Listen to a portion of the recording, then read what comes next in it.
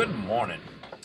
Pastor Steve here. In Luke chapter 18, verses 10 through 14, two men went up into the temple to pray. One was a Pharisee and the other a publican, tax collector. The Pharisee stood and prayed thus with himself, God, I thank thee that I am not as other men are, extortioners, unjust, adulterers, or even as this publican. I fast twice a week. I give tithes of all that I possess.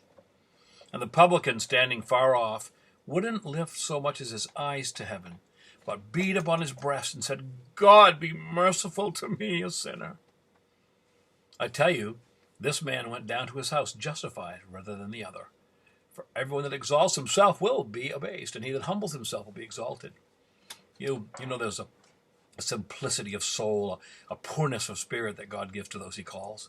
There is always a realization of need before there's a change. Those who feel as if they have no need will not seek a Savior. Need is the focal point of change. There are those who go to church. They love the fellowship. They have an air of superiority, like, I am part of the first church of the first day. But they haven't gotten the picture at all. Blessed are the poor in spirit, Jesus said, for they will see God.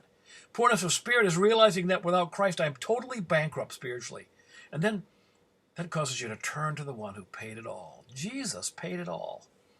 Maybe it dawns on you that he's real and that he loves you and that you don't have to be guilty anymore. And you say, Lord, I want to be a part of your family. Then you might say, Lord, be merciful to me, a sinner. At the end of that discourse, Jesus said, who went away justified? And the disciples rightly answered, the one who knew he needed mercy. You ponder that, Pastor Steve.